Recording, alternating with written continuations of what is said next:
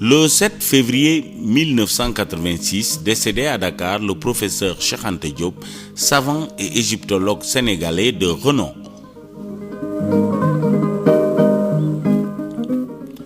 Le professeur Cheikh Anta Diop est décédé le vendredi 7 février 1986 à 15h15 à son domicile dakarois des suites d'une crise cardiaque. Professionnel de la science, géant du savoir, passionné de l'Afrique, Cheikh Anta Diop était l'intelligence en action. Il avait l'érudition, la curiosité, la soif inextinguible de connaître qui caractérise l'homme de science. Du visionnaire, il avait le flair, ce qui l'avait amené très souvent à avoir raison trop tôt. Cet éminent savant était entré en science comme d'autres entrent dans les ordres. Sa vie durant, il avait assumé ce sacerdoce avec la conviction de ceux qui savent ce que choisir veut dire. Le professeur Cheikh Anta Diop avait fait de l'interdisciplinarité son credo.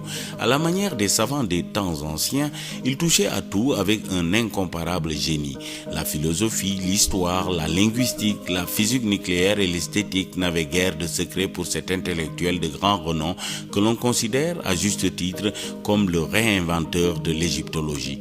Loin d'être un dilettante de la culture ou un spécialiste de l'éclectisme, le professeur Cheikh Anta Diop traitait ces sujets avec une profondeur et une précision extraordinaires.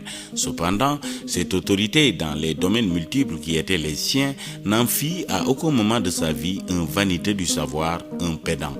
Grâce à son talent, il rendait intelligible l'hermétique, rapproché de ses contemporains le lointain en faisant d'Isis et d'Osiris et même du dieu égyptien Amon-Ra des familiers.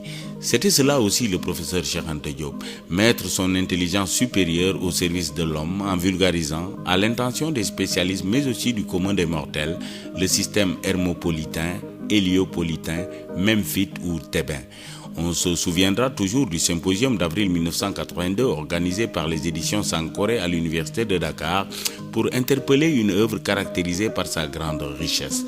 Le plus bel hommage rendu aux savants sénégalais sera cet amphithéâtre plein à craquer d'étudiants, de professeurs et d'intellectuels de tous bords, suspendus sans jamais se lasser aux lèvres d'un homme qui, en réalité, était multiple par son savoir.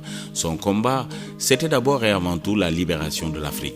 Inspiré et convaincu par ses propres thèses, après avoir lu William Du Bois et Marcus Garvey, les précurseurs du panafricanisme, il ne voyait de salut pour l'Afrique que dans la voie de l'unité. Une unité qui existait déjà et qu'il fallait saisir à partir d'une double approche. Une approche diachronique et synchronique. Diachronique à partir du moment où les cultures africaines découlent d'une filiation interne et historique commune, synchronique parce qu'aucune de ces cultures ne peut s'épanouir de façon isolée. Nous savons tout le parti que le professeur Cheikh Anta Diop avait tiré de cette analyse dans Nation nègre et culture, dans Antériorité des civilisations et dans Civilisation ou barbarie. Né le 29 décembre 1923 à Diourbel, au cœur du pays Wolof, le professeur Cheikh Anta Diop s'était très tôt laissé emporter par les vents fécondants de l'universalité. Après des études brillantes sanctionnées par une multitude de diplômes dans presque tous les domaines, il était devenu un touche-à-tout de génie, relativisant ainsi le proverbe qui veut que celui qui est bon en tout n'excelle en rien.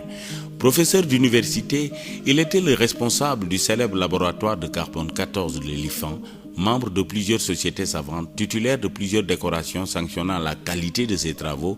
Le professeur Cheikh Anta Diop était également un militant de la première heure. C'est ainsi qu'il s'était engagé dans l'arène politique avec son parti, le Rassemblement national démocratique, RND, qui aura beaucoup participé à la conscientisation des masses.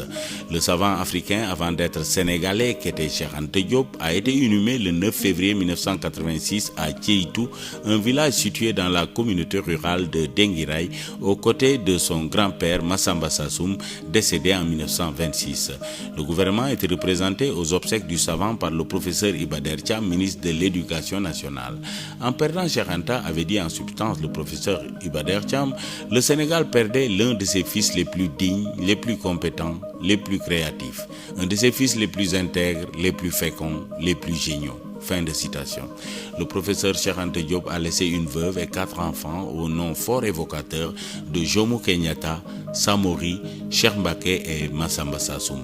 Aujourd'hui, l'Université de Dakar et l'Institut fondamental d'Afrique noire, l'IFAN, qu'elle abrite, porte le nom de cet illustre fils du Sénégal.